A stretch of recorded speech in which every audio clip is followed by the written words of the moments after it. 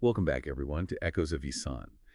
Today we are going to dive deep into something that's pretty fascinating, and it's about shortening prayers while traveling in Islam. And to do that, we're going to be looking at Sahih Bukhari, specifically Book 20, which focuses entirely on shortening prayers, or at-taksir in Arabic.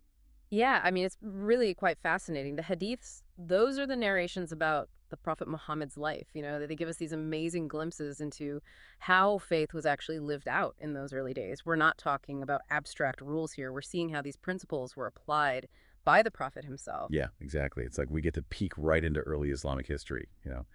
So let's jump right in. Hadith 186 talks about a 19-day journey that the Prophet took, and throughout this journey, he shortened his prayers. And that brings up a pretty interesting question right off the bat. Was 19 days the magic number? Like, was that the set duration that made shortening prayers okay, or were there other things to consider? That's a great question because, if you skip ahead just a few hadiths, in Hadith 187, we see something a little different.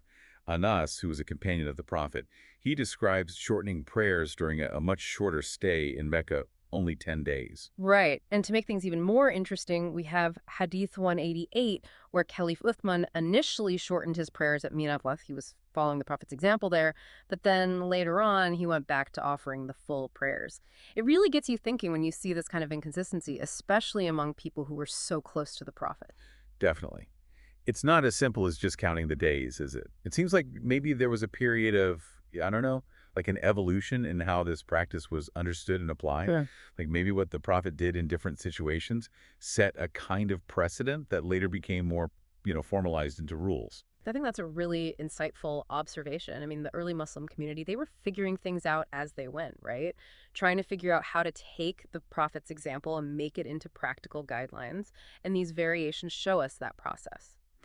And speaking of figuring things out, the companions' reactions to these different interpretations are really telling. Like in Hadith 190, you see Abdullah bin Masud, and he was really upset when he saw Caliph Uthman offering those full prayers at Mina. Oh, yeah. He even said, "Truly to Allah we belong, and truly to him we shall return," which is something people usually say in moments of grief or shock. And then he even expressed this longing for even just 2 rakats, 2 units of prayer to be accepted. And his reaction just shows you how much importance those early Muslims placed on following every single thing the Prophet did. I mean, these are people who actually saw the Prophet, right? Right. So their example, how they followed him, is really, really important for understanding the whole spirit of Islam. It makes you realize just how much weight those precedents had for them and how carefully they were trying to do everything exactly as they had seen it done.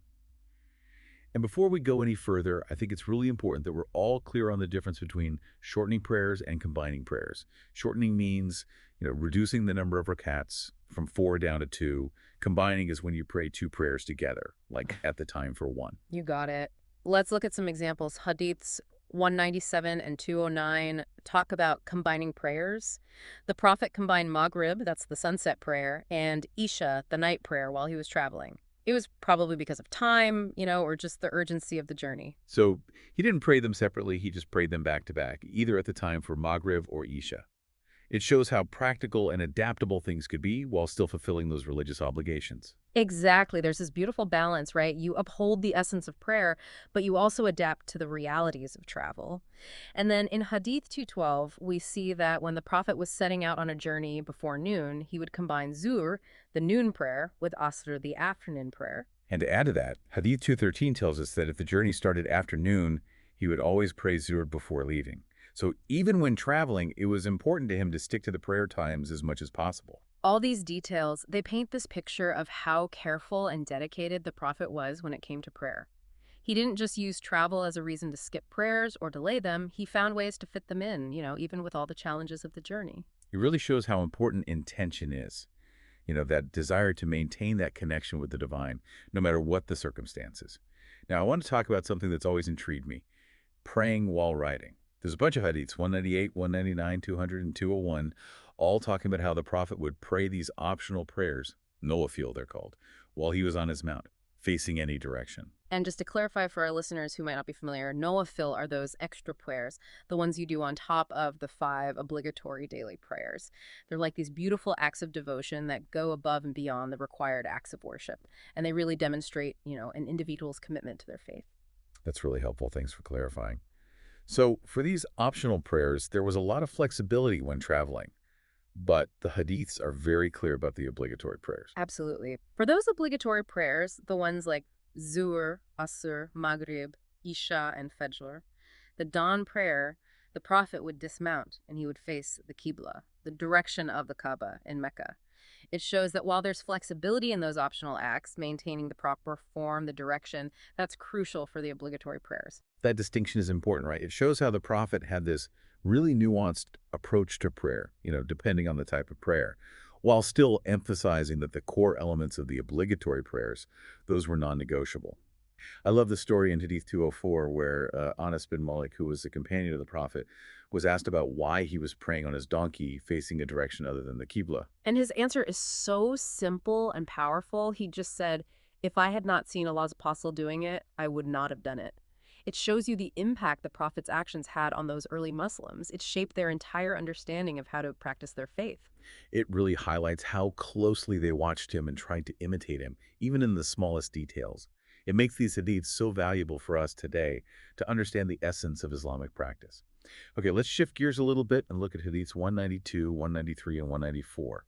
These hadiths talk about the restrictions on women traveling without a mahram. A mahram is a male guardian, someone like a father, a husband, brother, or son. Right, exactly. And they say that women shouldn't travel for more than 3 days and nights without a mahram with them. It's interesting, though, because some narrations say 3 days, others say just 1 day and night. It makes you wonder about the context, and how this rule was interpreted. It's definitely something to think about, why there are those different time frames.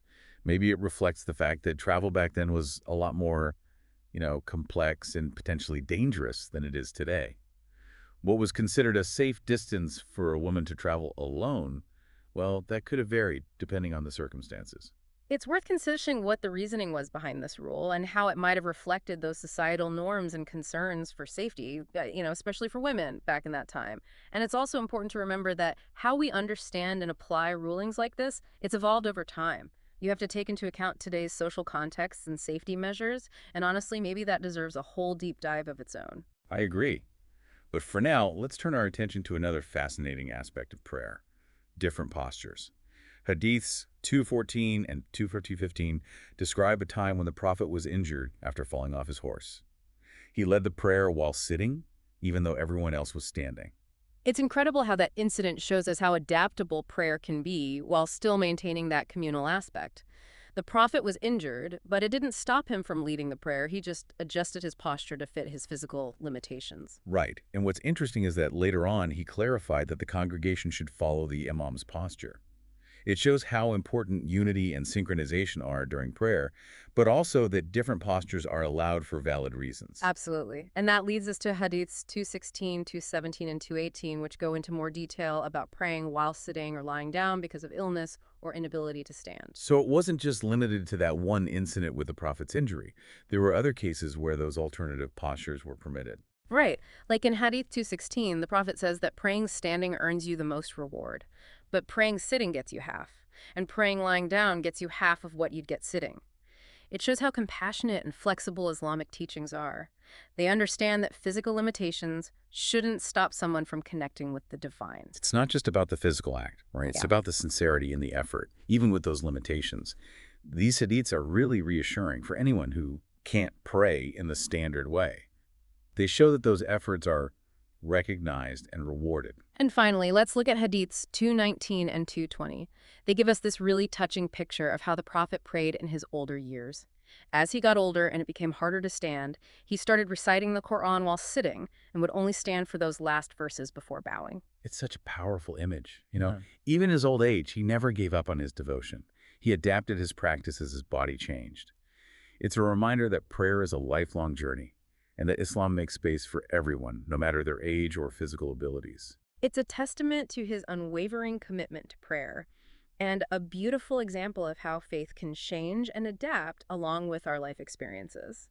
It really is amazing, how much we can learn about those early days of Islam from these hadiths. It's like they bridge this gap between the principles and the actual lived experience. We can see how the Prophet dealt with all the complexities of faith. Yeah, totally. Yeah. I feel like we're Right there with those early Muslims trying to figure things out, like with those different interpretations of shortening prayers. Exactly. And that's where, thinking critically and interpreting things in an informed way becomes so important. Those differences, they're not contradictions. They show us how understanding was evolving, how a dynamic community was working to translate the prophet's example into actual guidelines. All this talk about shortening and combining prayers, it makes me wonder, are there times when you would do both? Like, could a traveler shorten their prayers and combine them at the same time? That's a really good question. And the answer is, yeah, sometimes you can. Remember Hadith 209, where the prophet combined Maghrib and Isha while traveling? Well, in that situation, it's understood that each prayer would also be shortened to 2 rakats. So instead of 4 rakats for Maghrib and then 4 for Isha, it would be 2 for Maghrib and then 2 for Isha. Right? Exactly. It just shows how practical and flexible Islam can be. You adapt to the situation without, compromising the core obligation. That brings up another question, though. How do you know when it's okay to shorten your prayers? Is it just about how far you travel, or are there other factors? That's something scholars have talked about and debated for centuries. The idea of safar, which means journey in Arabic, that's always been the key. But what counts as a journey, well, that's changed over time. It's not just about distance anymore. So there's no set number of miles or kilometers that automatically means you can shorten your prayers. Not really. Some scholars have tried to come up with specific distances, but most agree that it depends more on the type of travel and the context. Things like how you're traveling, why you're traveling, even your personal circumstances. So running to the grocery store down the street, that probably wouldn't be a journey, right? Probably not, unless there were special circumstances. Like, imagine someone lives way out in the country and going to the grocery store is a big trek over difficult terrain. That might be different. Right, right. So it's about understanding the spirit of the rule, not getting caught up in the letter of the law. You have to think about the principles and apply them to your situation. Exactly. Islamic law, it encourages that kind of nuanced thinking. You consider the context, the intention. Just blindly following rules without understanding the reasons, that can lead to all sorts of problems. So in the end, it's up to each person to figure out if they can shorten their prayers based on their understanding of their situation and the teachings. And when in doubt, talk to a scholar, right? Absolutely. Seeking knowledge is fundamental in Islam. When you're not sure, reach out to someone who spent their life studying and understanding Islamic law. They can provide the clarity you need. It really strikes me, going through all these different scenarios and rulings, how much Islam emphasizes personal accountability and seeking knowledge. I couldn't agree more. These hadiths, they're not just a list of rules to be followed blindly. They're an invitation to engage with your faith actively, to think, to question, to learn, so you can practice with sincerity and understanding. It's not about finding the easy way out, but about constantly learning, reflecting, and seeking guidance. It's about building a deeper understanding of your faith and your connection with the divine. Beautifully put. It's about cultivating that inquisitive spirit and a true desire to learn, recognizing that Islamic teachings are full of wisdom and offer guidance for all sorts of situations we face. Which leads to a really important question for our listeners. How do we apply all of this today? What are the main takeaways from our deep dive into shortening prayers? I think one of the biggest lessons is the importance of context and intention. The Prophet's example, it shows us how well he understood the human condition. He knew that prayer, this fundamental pillar of Islam, should be a source of comfort and strength, even when life is hard or complicated, even during travel. And that's why there's so much flexibility built into these practices. Whether it is shortening prayers, combining them, or praying in different postures, the core idea is staying connected with the divine, no matter what's going on around you. Yes. It shows how adaptable spirituality can be. It's not limited to specific places or rigid postures. It's about nurturing that inner connection with Allah and finding ways to express your devotion in a way that makes sense for your life. It's a good reminder that faith isn't about blindly following rules. It's about seeking meaning, understanding the spirit of those rules, and finding ways to integrate them into your life in a way that supports genuine spiritual growth. Couldn't have said it better myself. It's about being mindful, seeking knowledge, and trying to live in a way that reflects the wisdom and compassion of these teachings. It's about realizing that the heart of Islam is about trying to live a life that pleases Allah, while recognizing that we're human and we have limitations, and we need to keep seeking His guidance along the way. Absolutely. And with that in mind, maybe we should give everyone a moment to reflect before we move on to the final part of our deep dive into shortening prayers in Islam. Welcome back, everyone, to Echoes of Ihsan. It's been quite a journey so far, exploring all the ins and outs of shortening prayers in Islam. We've learned so much about the historical context, the reasons behind the rulings, and just how flexible Islamic practice can be. It's really incredible, how these acts of worship, they seem so simple on the surface, but they have so much depth and nuance. The more you dig into the hadiths, the more you appreciate the wisdom and adaptability, that's woven into Islamic teachings. Shortening prayers, it's not just about, doing fewer rakats. It shows this deep understanding of what it means to be human and this recognition that staying connected with the divine should be possible no matter what your circumstances are. Exactly. And it shows us how compassionate the Prophet Muhammad was, how much he wanted to make religious practice something easy and comforting for his followers, not something that's a burden or a source of hardship.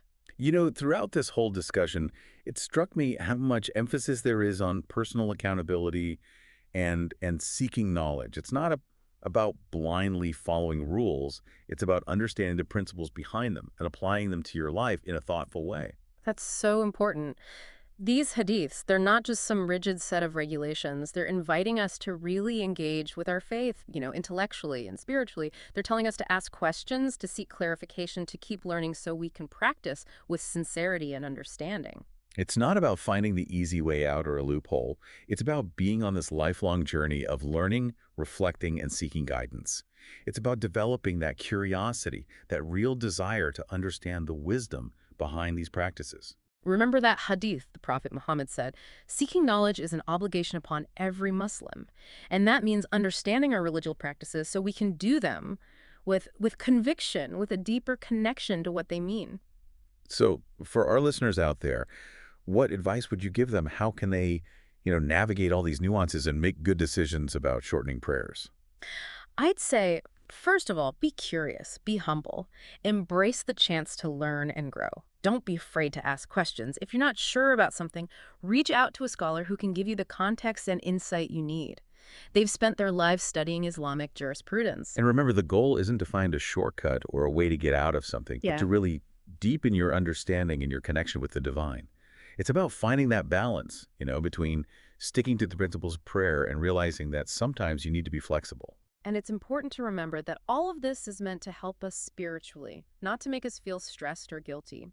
Islam is a religion of ease and compassion. If you're ever feeling overwhelmed or confused, just remember, Allah values your sincere effort and your intention more than anything else. That's a really reassuring thought, especially when you're trying to figure out how to practice your faith. It reminds us that it's about trying our best to live in a way that pleases Allah, recognizing our limitations, and always seeking His guidance. Exactly. So, as we wrap up our deep dive into shortening prayers in Islam, I'd like to leave everyone with something to think about. We've seen how the Prophet Muhammad adapted prayer to different situations, showing us this amazing balance between flexibility and sticking to the principles. Mhm. How can we apply that same idea, that same adaptability to other parts of our religious practice today? That's such a powerful question. It's challenging us to go beyond just following the rules, to really live out the spirit of our faith in everything we do. It's about seeking understanding, being flexible when it's appropriate, and always striving to align our actions with the wisdom and compassion of Islamic teachings. And maybe that's the most important lesson we can take away from all of this. It's not just about what we do, but why we do it, and how we can live our faith in a way that brings us closer to Allah and makes our lives richer. Thank you so much for joining us on this incredible journey through the Hadiths. I hope this deep dive has given you some valuable insights and maybe even a new appreciation for how wise and flexible Islamic practice can be. Until next time, may your search for knowledge and understanding continue to deepen your connection with the divine.